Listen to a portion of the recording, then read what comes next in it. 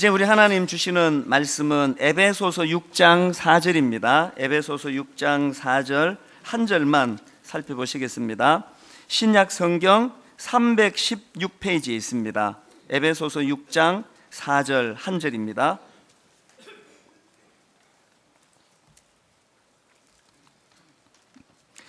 에베소서 6장 4절 우리 두 번 연속해서 읽으면 좋겠습니다. 먼저 6장 4절 같이 읽습니다.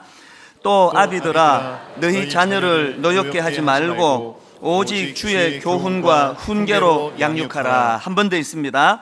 또 아비들아 너희 자녀를 노엽게 하지 말고 오직 주의 교훈과 훈계로 양육하라.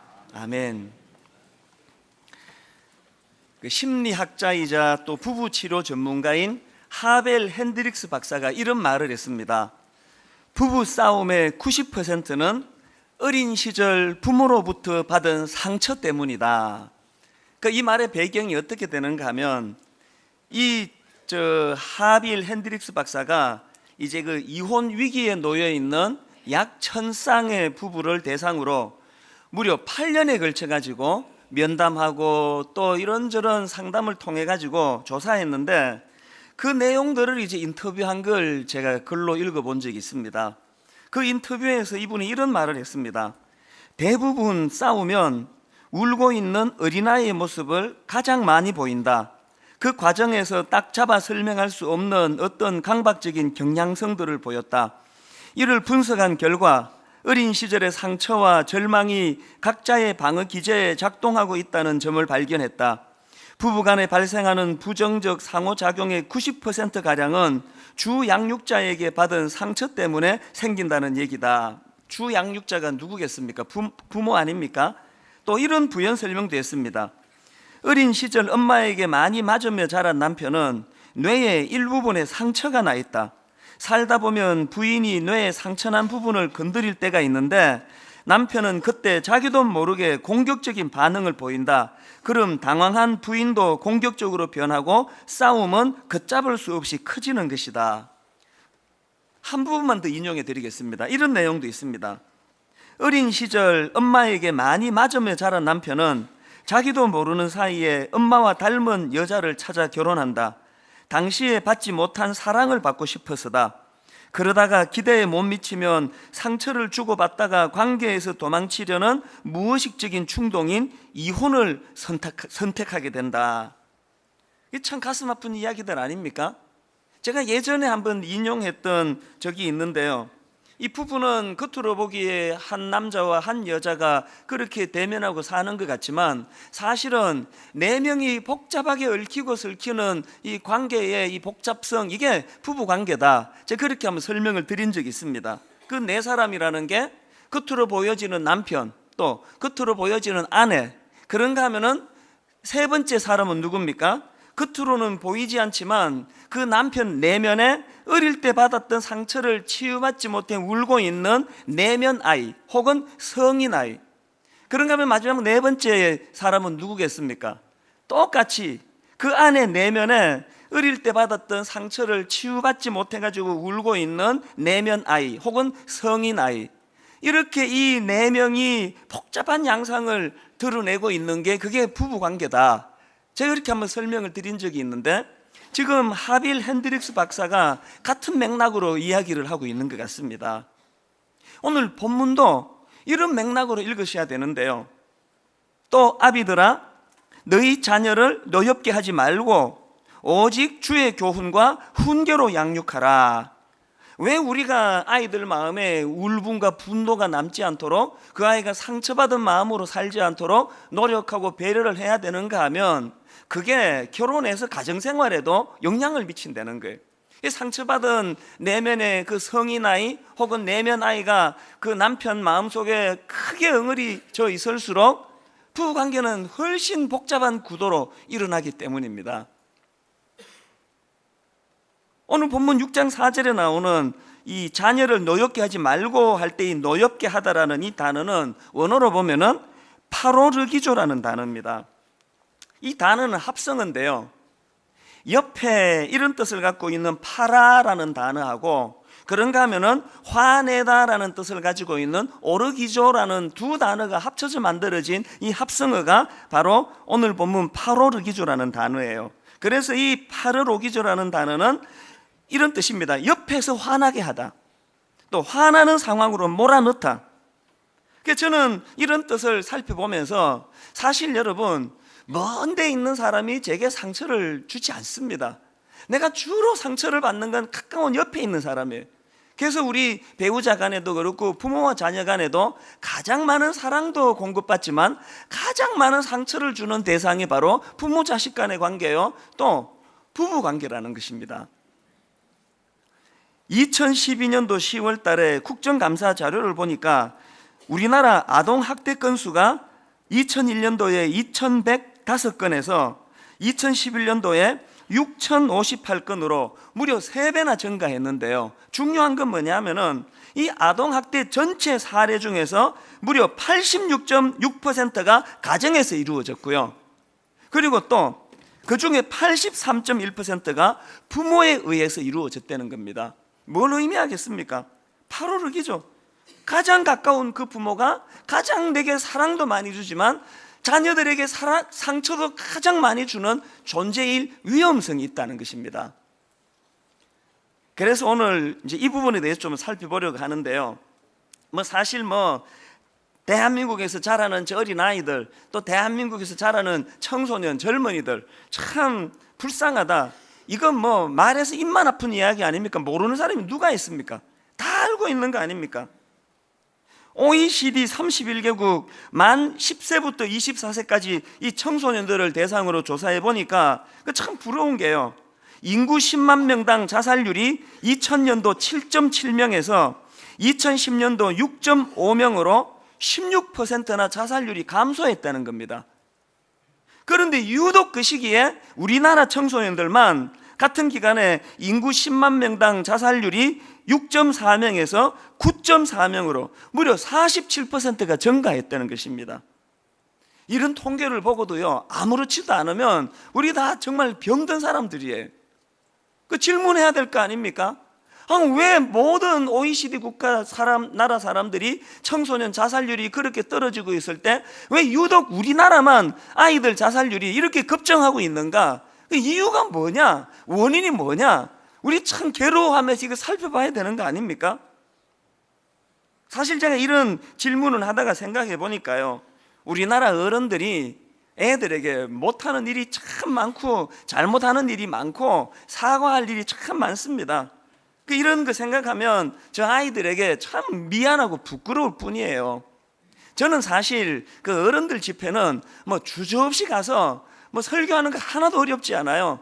저보다 연세 많은 어르신들을 위시해가지고 회개를 각성 촉구하고 막 소리 지르면서 어떨 때는 인간의 생각을 뛰어넘는 구원명과 또 강한 질책과 그런 걸 하는 걸 저 주저하지 않습니다만, 저는요, 요즘에 중고등부 수련회 같은데 또 청년 집회 오라 그래도 잘 안 갑니다. 정말 잘 안 가요. 한국교회를 이 지경으로 만든 그 주범 중에, 한국교회 이 지경으로 만든 그 기성세대 중에 한 사람이 전데 제가 그 다음 세대에 무슨 얼굴을 들고 가겠습니까? 그래서 어쩔 수 없이 가야 되는 청년 집회를 제가 가게 되면은 제가 항상 사과부터 합니다. 우리 세대를 용서해달라고. 오늘 우리 모두가 다 이런 아이들에게 미안한 마음을 가지고 또 참 부끄러운 마음을 가지고 그렇게 살아야 되는데요. 그러면 우리가 아이들에게 잘못한 게 어떤 것들이 있습니까? 엄청나게 많지만 제가 오늘 대표적인 몇 가지를 한번 정리를 해봤습니다. 우리가 아이들에게 잘못한 게 있습니까? 첫째로요, 가장 대표적인 잘못은 이 나라를 입시 지옥으로 변질시킨 잘못입니다.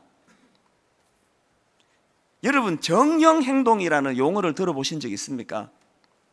이 정형행동이라는 것은 글자 그대로 말하면 그 틀에 박힌 행동을 반복하는 거예요. 그런데 주로 이 정형행동이라는 용어가 어디에 쓰이는가 하면은 이 넓은 자연에서 저백대로 살던 그 짐승을 잡아다 가지고 이제 동물원에 가둬놓으면 그 동물들이 마음이 힘든 거예요. 그래서 이제 그 동물원 같은 데 가보면은 호랑이나 곰 이런 짐승들이 막 우리 안을 계속 맴도는 걸 아마 보실 수가 있을 거예요. 그게 신나고 즐거워서 맴도는 게 아니고요, 답답해서 맴도는 거래요. 스트레스 때문에 맴도는 거래요. 그 작년 12월 달에 서울대공원에서 끔찍한 사건 하나가 발생하지 않았습니까?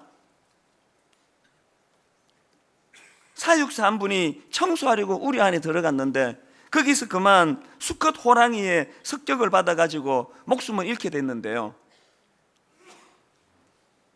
그 사육사를 습격해가지고 그 물어 죽인 그 수컷 호랑이가 바로 그 전날에 정령 행동을 보였다는 거예요. 불안한 거예요. 답답한 거예요. 그 우리로 치면은 울분이 꽉 차 있는 거예요. 왜 나를 여기다 가두어가지고, 나는 정글을 포효하도록 만들어진 존재인데. 오늘 여러분, 이 땅에 우리 청소년 어린애들이 바로 이 울분 꽉 차 있을 거 아닙니까? 지금 우리 대한민국 아이들이 꼭 이 정령 행동, 다람쥐 쳇바퀴 돌도록 고일만 시켜가지고요, 여러분, 제가 정말 우라통이 터지는 게 뭐냐면은, 제가 이민 생활할 때 보니까요, 아이들 여름방학 석 달 동안에요, 아무 숙제가 없어요. 무조건 놀아야 돼요. 공부하면 안 돼요, 과장스럽게 말하면. 그리고 그 방학 동안에 막 제멋대로 수영하러 다니고 테니스 치고 첼로 배우고 바이올린 켜고 농구하러 다니고 막 석 달을 막 한없이 놀더라고요. 우리나라 방학은요, 애들 더 잡습니다. 이 방학 언제 끝나나 그러고 있어요. 그러니까 아이들 마음속에 울분이 있는 거예요. 사실 몇 년 전에 미국에서 어느 교회가 저를 청빙했을 때요, 내 사명 때문에 당연히 뭐 한 번도 그 흔들려 본 적이 없는데요, 솔직히 말하면 우리 새 아이를 생각하면요, 정말 갔어야 돼요.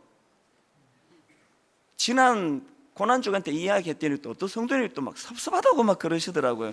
그거 안 갔잖아요. 지금도 사실은 문득문득 내가 내 사명 때문에 이 아이들에게 참 희생시키고 있는 거 아닌가, 그런 답답한 마음이 들 때가 있습니다.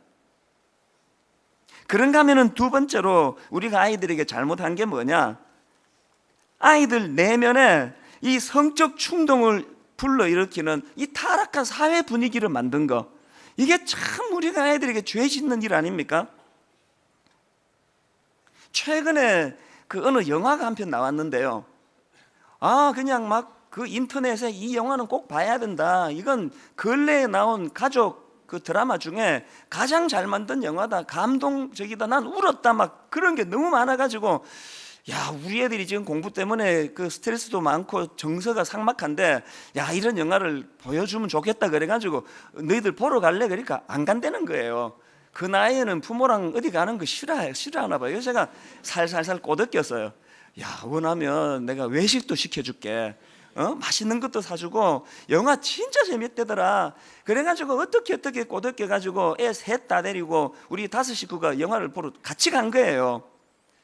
딱 왔는데요, 시작부터 영화가 어느 한 남자가 어느 한 여자를 뭐 어떻게 길거리에선가 우연히 만나가지고 그렇게 접근하더니 그날 밤에 바로 호텔로 가서 성관계를 갖더니 그 자리에서 의기투합해가지고 여자 혼자 자취하는 집으로 합쳐가지고 동거 생활을 하더니 좀 있으니까 이제 시골에서 그 여자친구 자기 딸 보려고 엄마 아빠가 자기 딸네 집에 놀러를 오니까 너무나 자연스럽게 엄마나 이 남자는 동거 생활을 하고 있어요, 그 이야기를 또 하니까 그 이야기를 듣던 그 아버지 어머니가 너무나 기뻐가지고 축하한다고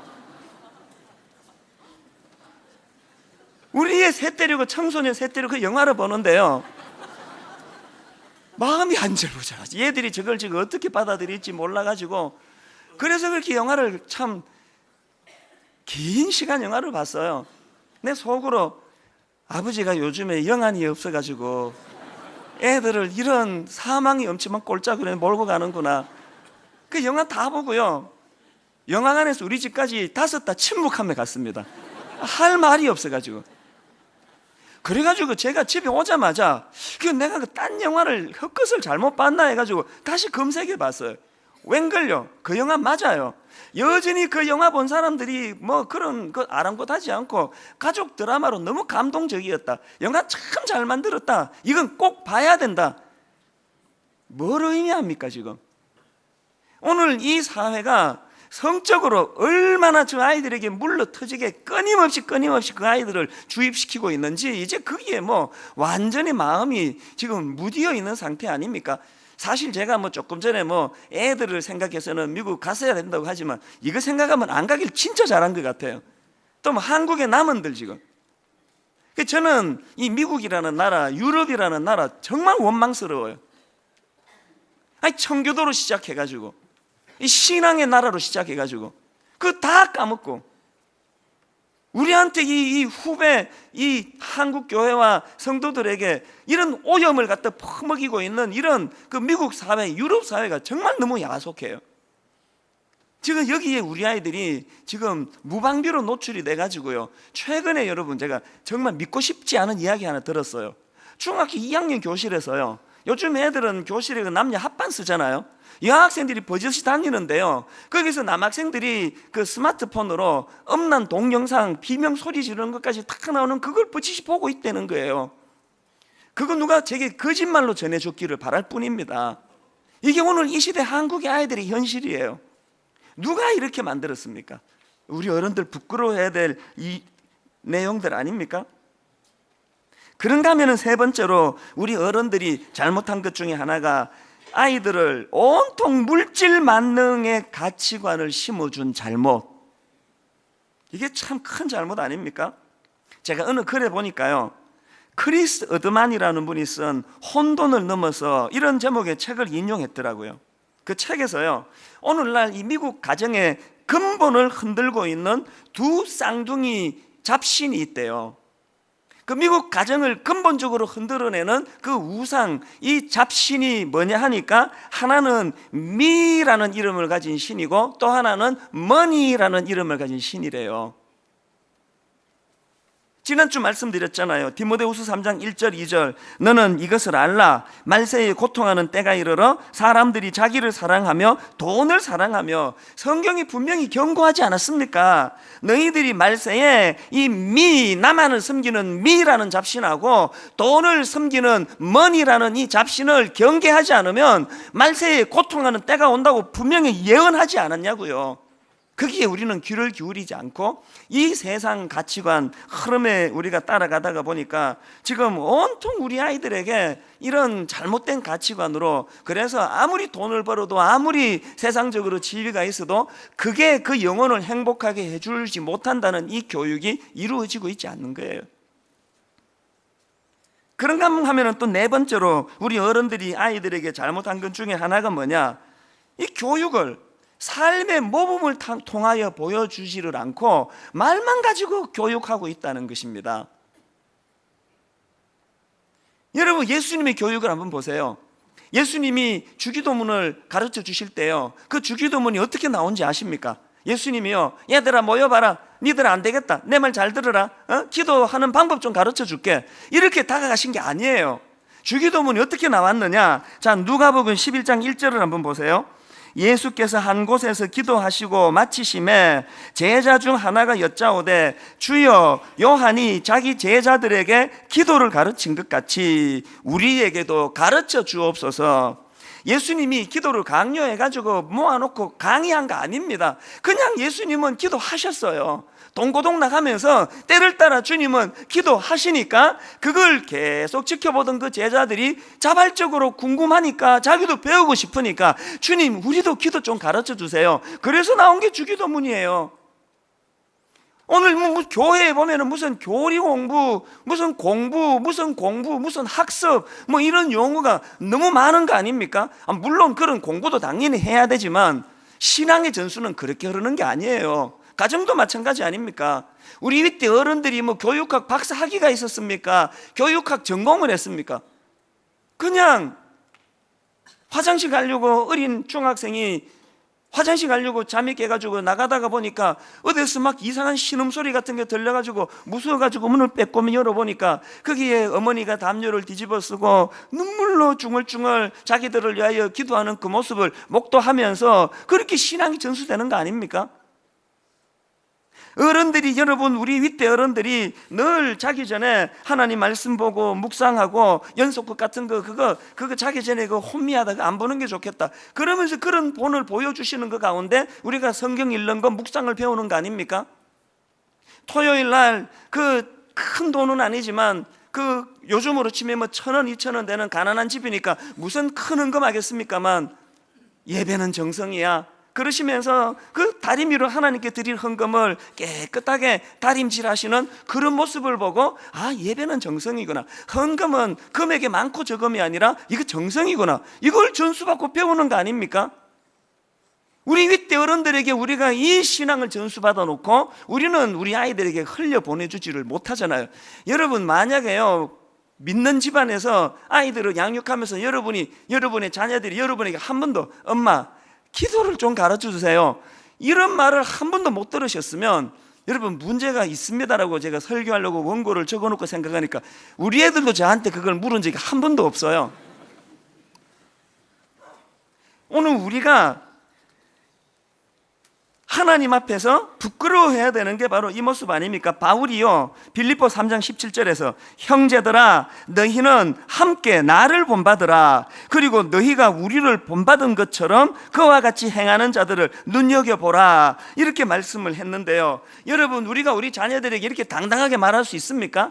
니들 뭐 딴 사람 볼 거 없다, 아빠만 보면 돼, 너 엄마처럼은 살면 돼, 우리가 이 정도 자신감을 가지고 아이들을 양육하고 있습니까?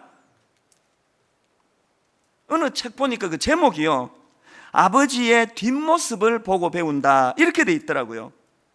그 뭐 제목만으로 저자가 뭘 말하고 싶은지 다 나와 있는 거 아닙니까? 아프리카의 성자로 불리우는 슈바이츠 박사에게 어떤 사람이 이렇게 물었답니다. 박사님, 자녀 교육에서 가장 중요한 게 뭡니까? 자녀 교육에서 가장 소중한 거 3가지만 말씀해 주세요. 그랬더니 슈바이처 박사가 이렇게 대답했답니다.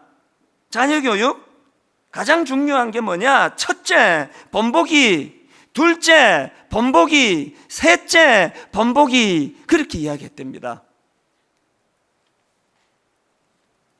저는 이번에 여객선 침몰 사고 희생자 중에서 그 단원 고등학교 정차홍 군, 신비로운 학생 아닙니까? 고1짜리 어린애가요 본능밖에 남아있지 않을 그 공포와 두려움, 죽음이 자기 코앞을 어른거리고 있을 때 자기가 입고 있던 그 구명조끼를 벗어가지고 그 양보해서 지 친구에게 그것을 건네주고 자기는 구조활동하러 가겠다고 물속으로 몸을 던져서 그렇게 희생돼서 죽었던 그 아이 기사를 보면서 신비롭더라고요. 이 어린애가 이게 어떻게 가능했을까? 이게 며칠 뒤에 장례식 기사를 보면서 힌트를 제가 얻었습니다. 다 보셨죠? 그 부모가요 이번에 이 장례 비용이 모두 이제 국가가 부담한다는 걸 알고요 가장 싼 수의를 입히고 가장 싼 관에다가 아이를 담아가지고 그렇게 장례를 치렀답니다. 그리고 빈소도 안 차렸대요. 직계 가족만 모여가지고 화장을 해가지고 지인이 물었답니다. 왜 이렇게 하느냐 그랬더니 나라 돈인데 함부로 쓸 수가 있습니까? 그 아버지 대답이래요. 힌트 얻을 수 있지 않습니까? 그걸 옆에서 지켜본 그 장례식장 관계자가 이런 말을 했습니다. 유족을 보니 위급한 상황에서도 친구를 먼저 구하려 한 정군의 용기가 이해가 간다. 그러면서 그 아버지의 그 아들이더군요. 본으로 보여주는 교육. 이런 면에서 우리는 너무 교육이 말로만 이루어지고 있는 것에 대하여 참 부끄러움을 느껴야 되는 거 아닙니까? 가정도 그렇고요 교회도 마찬가지예요. 오늘 제가 목사로 살아가는 것이 왜 부끄러운지 아십니까? 왜 오늘 이 젊은이들 앞에 제가 부끄러운지 아십니까? 지금 교회에요 젊은이들이 쑥쑥쑥 빠져나가고 있답니다. 어지간한 교회에 지금 젊은이들 씨가 말라가고 있어요. 이번에 단원고등학교 그 피해자 조사를 쭉 할 때 깜짝 놀란 것 중에 하나가 뭐예요? 크리스찬 애들이 이렇게 없나 이렇게? 지금요 청소년, 대학생, 청년 쑥쑥쑥 빠져나가고 있습니다. 왜 이렇게 됐을까요? 저는 그 남의 교회 부흥회 같은 데 가가지고 꼭 그 남의 교회에 가서 그냥 분풀이 하듯이 어떨 때는 막 소리를 지르며 제가 이런 야단을 쳐요. 여러분이 여러분 집에 자라는 중학생, 고등학생 혹은 대학생 같으면 여러분은 여러분 다니는 그 교회를 다니고 싶겠습니까?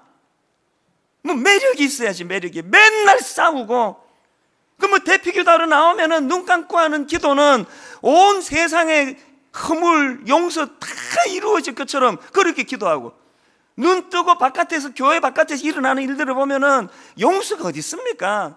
속은 좁아 터져가지고 뭐 교회라는 게 맨날 싸우고 뭐 건수만 있으면 미워하고 뭐 아무것도 아닌 거 조금만 더 그렇게 포용하면 다 품을 수 있는 것까지 시시비비를 가지고, 그 여러분 같으면 이렇게 피곤하게 짝이 없는 이런 교회에 다니고 싶겠습니까? 제가 그런 도전을 해요.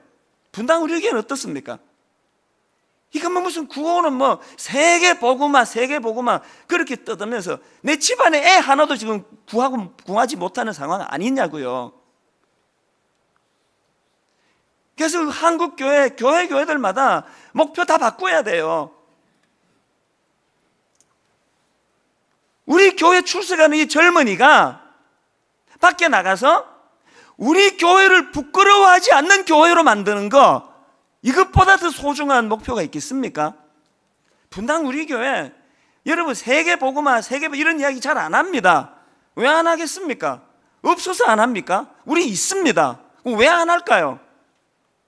집안 단속도 못하면서 맨날 그냥 거품 많아가지고 세계 복음 그러면 하나님이 야 니는 그 좀 뻥이 좀 심하다. 왜 이렇게 과장이 심하냐? 여러분 분당 우리 교회 12주년 이제 다음 주 아닙니까? 올 한 해 우리의 목표는요, 이 교회 여기도 지금 우리 젊은이들이 얼마나 많이 앉아있어요. 너무 귀하고 사랑스럽잖아요. 제 목회의 목표는, 가장 가까운 목표는 내 집안에 있는 새아이에게 부끄럽지 않은 아버지가 되는 거고요. 또 교회 목사로서 제 목표는 분당 우리 교회 젊은이들에게 부끄러운 목사가 되지 않는 거예요. 그렇게 살고 싶습니다, 진심으로. 우리 교회 다니는 중등부애가 지 학교 가가지고 말이에요, 너 몰라서 그러는데 분당 우리 교회 와봐. 분당 우리 교회에 존경할 만한 어른이 거기에 가득해. 와서 한번 봐봐 네가. 여러분 이 목표 가지는 게 얼마나 고상한 목표겠습니까? 그래서 여러분 아이들 앞에 누구 험담하고 욕하고 미워하고 그건요, 애들에게 영적으로 그거는 그 구정물을 먹이는 짓이에요. 어찌간하면 용서하세요. 우리 다음 세대를 위해서 어찌간하면 품어주고 사랑하고. 이런 맥락에서 여러분 지금 분당 우리 교회가 다음 주일 12주년을 맞이하는데 저는 이게 굉장히 중요하다고 생각합니다. 우리끼리 떡 해먹고 잔치하고 파티하고 아이들에게 그거 보여주고 싶지 않습니다. 그래서 저희가 매년 창립 기념 예배를 드릴 때마다 헌혈하잖아요. 헌혈. 이게 여러분 상징적으로 하나님 앞에 우리의 마음을 드리고 싶은 거예요. 이게 여러분 오늘도 예배 마치고 나가면 헌혈차 있을 거예요.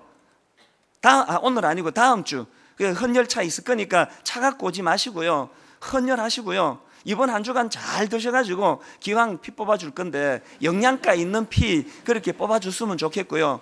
주일날 바빠가지고 헌혈 못하시면요, 요새 동네마다 적십자 다 있습니다. 여기 서현동도 있습니다. 주중에 꼭 헌혈하셔서 그 헌혈 증서를 교회로 갖다 주셔서 이거 우리 백혈병이나 죽어가는 한 영혼을 살리는 일에 우리가 헌혈 카드 전해주는 거, 이게 12주년 기념으로 해야 되는 일 아닙니까? 그런가 하면은 우리 매 창립 예배 때마다 헌금을 드리는데요, 이 헌금은요 한 푼도 우리 교회를 위해 쓰지 않습니다. 그래서 이번에는 이미 대상을 정했습니다. 미자립 교회 10교회를 이미 선정해가지고요, 이 헌금을 저희들이 이제 전해주기로 약속을 다 했는데요, 저는 막 오늘 은혜 엄청 받고 다음 주에 설교 잘 준비해가지고 막 은혜 엄청 받아가지고 헌금이 한 100배쯤 나와가지고요, 10교회 말고 한 100교회 미자립 교회를 돕는 이런 역사가 일어났으면 좋겠습니다. 아멘 소리가 이렇게 적은 것은 깊이 묵상하고 계시리라 믿습니다. 그리고 지난 주일 우리가 그 여객선 침몰 사건으로 고통 중에 있는 이웃을 위하여 우리 헌금하면 좋겠다 그래서 이제 그 유가족 대표도 만나보고요, 뭘 하면 좋겠냐 그래서 우리가 사실은 그 단원 고등학교에 한 1억에서 1억 5천 정도 장학금을 주면 좋겠다, 그렇게 이제 저희가 의논을 했는데, 들어보니까 아직까지는 그 유가족들하고 학교 사이에 정리해야 될 일들이 좀 남아있고, 또 그 유가족들이 그거 원치 않아요 아직은. 그래서 다음 주 헌금은 거기다가는 쓰지 않을 계획이에요. 대신에 우리 송림중고등학교, 여러분 이번에 헌금 좀 많이 해서 우리 이렇게 고맙게 장소 빌려주는 고마운 학교인데 이 아이들에게 좀 장학금도 주고, 그래서 우리가 아이들에게 무언으로 보여주는 게 뭡니까? 우리 엄마는, 우리 아빠는, 우리 분당 우리 교회는 money 이런 잡신에게 놀아나고 있는 세상과 좀 다른 가치관을 가지고 계시는 분들이구나. 이게 교육 아닙니까? 그런가 하면 원래 한 가지 더 지금 저희가 준비하고 있는데요, 여러분 나가시다가 보면은 이제 이 비닐백 하나 받으실 거예요. 펼치면 엄청 큰 비닐백이에요.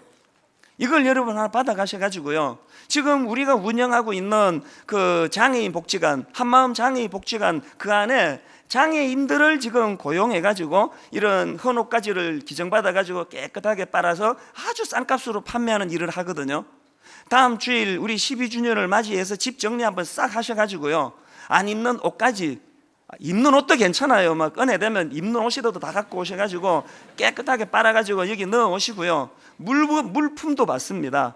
하여튼 쓸 수 있는 모든 것들을 다 갖고 와가지고 우리 한마음 복지관에서 연약한 이웃, 이 브랜드 있는 옷을 잘 못 사 입는 분들에게 뭐 1,000원, 2,000원 아주 저렴하게 판매하고, 또 장애인들을 고용하는 이런 고용 창출도 일어나는 이런 일들을 하자는 거예요. 왜 여러분 이걸 하필 창립 기념일을 할까요? 모아뒀다가 의미를 두고 싶은 거예요. 창립 기념일은 우리끼리 잘 먹고 잘 사는 날 아니다. 그래서 좀 우리 아이들이 보기에, 청소년들이 보기에 참 우리 교회는 긍지 가질 만하다, 이걸 우리 아이들에게 심어줘야 돼요. 그런가 하면 여러분, 제가 몇 주 전에 깊이 하나님 앞에 침묵하며 하나님의 뜻을 구하며, 그리고 요미어 같은 거 퍼나르지 말고 그렇게 묵직하게 하나님 뜻을 구하며 뭘 해야 될 것인가를 좀 기도하자, 제가 그렇게 촉구했는데요, 하나님이 저에게 너무너무 놀라운 아름다운 응답을 하나 주셨어요. 그래서 제가 오늘 이 시간, 여러분 이번 월화 연휴 지나고요, 오늘 수요일서부터 그 다음 주 금요일까지 열흘간의 분당 우리 교회적으로 금식과 기도를 선언합니다. 이제 수요일부터 여러분이 하나님 앞에 결단하세요. 어떤 분은 한 끼 금식하시고요, 어떤 분은 2끼 금식하시고요, 어떤 분은 열흘 동안 온전한 금식을 하시면서 하나님 이 나라를 불쌍히 여겨 주시옵소서. 그리고 그 기간 동안에 매일 저녁 8시에 이 자리에 모여가지고 우리가 하루도 빠지지 않고 같이 기도할 거예요. 체육관 열 거고요, 서영교육관 열 거고요, 우리 다락방별로 서로 손을 맞잡고 모여서 기도해야 돼요. 막 요란하게 기도인도 안 할 거예요. 우리 그냥 기도해야 돼요. 왜 이런 말씀을 제가 받게 됐냐 하니까, 여러분 예레미야 애가 2장 18절 19절입니다. 그들의 마음이 주를 향하여 부르짖기를, 딸 시온의 성벽아 너는 밤낮으로 눈물을 강처럼 흘릴지어다. 스스로 쉬지 말고 내 눈동자를 쉬게 하지 말지어다. 초저녁에 일어나 부르짖을지어다. 내 마음을 주의 얼굴 앞에 물 쏟듯 할지어다. 그 다음 보세요. 각 길 어귀에서 주려 기진한 내 어린 자녀들의 생명을 위하여 주를 향하여 손을 들지어다 하였도다. 지금 바벨론 공격으로 성전이 있는 예루살렘이 완전히 파괴되고 백성이 마음이 녹아 물같이 된 상황이에요. 그 상황에서 선지자 예레미야가 백성들에게 무슨 권면을 던집니까? 제가 이 부분을 표준 세번역으로 보니까 어느 한 대목이 이렇게 마음에 확 와닿는 거예요. 한번 다시 보세요. 도성 시온의 성벽아 큰 소리로 주께 부르짖어라. 밤낮으로 눈물을 강물처럼 흘려라. 쉬지 말고 부르짖어라. 내 눈에서 눈물이 그치게 하지 말아라. 온 밤 내내 시간을 알 때마다 일어나 부르짖어라. 물을 쏟아놓듯 주님 앞에 내 마음을 쏟아놓아라. 그 다음 보세요. 거리 어기어기에서 굶주려 쓰러진 내 아이들을 살려달라고 그분에게 손을 들어 빌어라. 오늘 우리가 이거 기도해야 될 때예요. 지금 어기어기에 마음이 무너진 우리 어린아이들, 어른들의 탐심으로 가치관이 무너져 버리고 머니, 섹스, 끊임없는 이 엄난한 것들에 노출이 되어서 신음하고 있는 우리 아이들을 위해서 우리가 해야 될 게 아무것도 없대요. 그냥 울래요. 그냥 하나님이 이 나라를 살려주시되 우리 어른들의 이 탐욕, 탐심으로 저 아이들이 저기 운동처럼 울타리를 팽팽팽팽 맴돌고 있는 것처럼 울어야 돼요. 하나님 앞에 나와서 우리 울어야 돼요. 우리 부모들의 무능을 용서해 주시고 이 교회의 무능과 타락을 용서해 주시고 다음 수요일서부터 금식하며 주님 앞에 기도할 때 우리를 불쌍히 보시는 주님께서 이 절망에 빠진 이 민족을 다시 회복시켜 주실 줄로 믿습니다. 저는 여러분 이 정령 행동이라고 하는 그 동물들의 모습을 보면 그렇게 마음이 아파요. 우리 애들이 그러고 살잖아요. 지금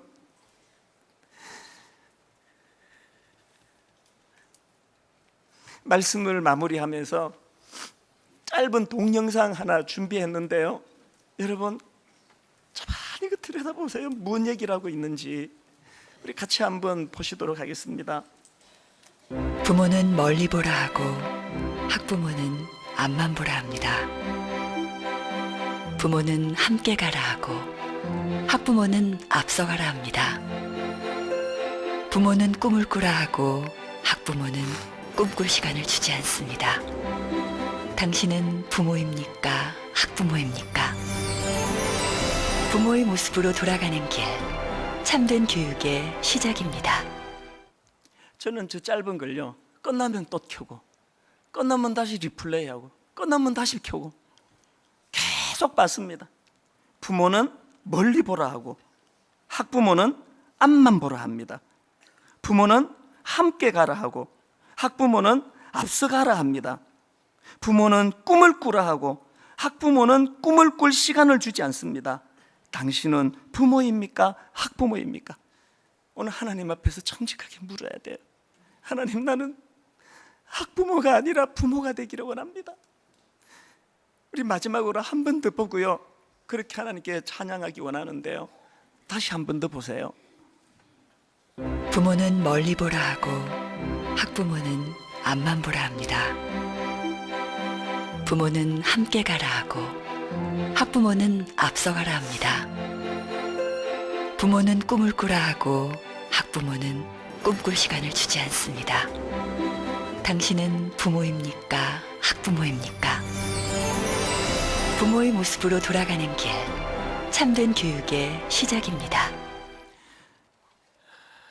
우리 아픈 마음으로 이 찬양 주님 앞에 회개하는 마음으로 이렇게 고백하기 원합니다.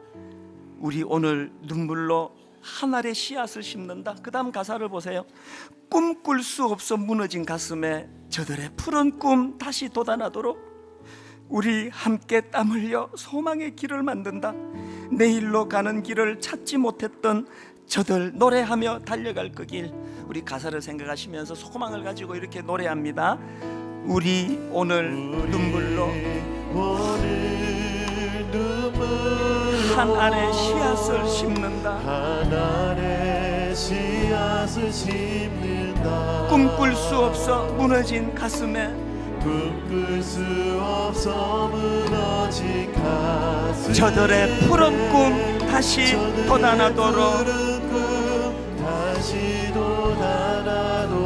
우리 함께 땀 흘려 소망의 길을 만든다. 내일로 가는 길을 찾지 못했던 다시 아이들이 꿈을 회복하고 저들 노래하며 달려갈 그 길. 그날에 우리 보리라.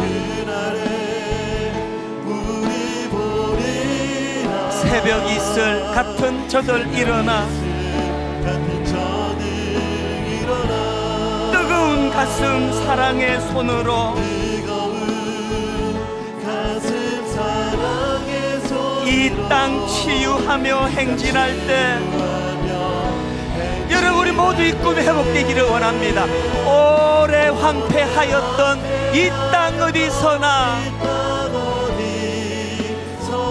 순결한 꽃들 피어나고 푸른 의의 나무가 가득한 세상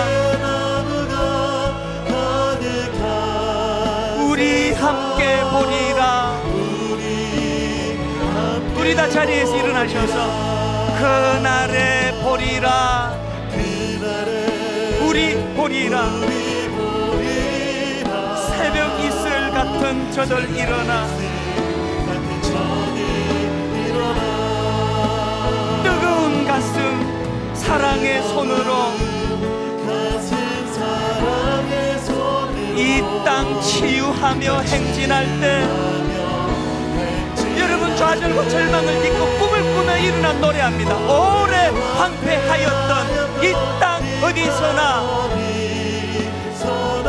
순결한 꽃들 피어나고 푸른 의의 나무가 가득한 세상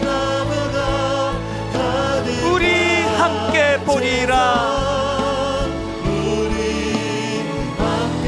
아픈 마음 가지고 이 말씀 생각하며 합심해서 자녀들 위해 기도합니다.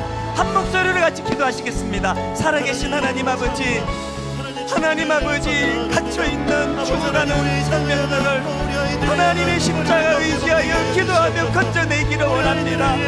하나님 아버지, 하나님 아버지, 여객선 침몰 사건으로 온 나라가 절망 가운데 빠져있는 이 상황 속에 하나님 아버지 다시 한번 우리를 긍휼히 여겨주시기를 원합니다. 오래 황폐한 이 땅 곳곳에 주님 순결한 꽃들이 다시 피어나기를 원합니다. 아버지 하나님, 아버지 하나님, 아이들의 영혼이 죽어가 있는 이 한반도 땅에서 아버지 하나님 살아계신 하나님의 말씀의 능력이 폭부되기를 원합니다.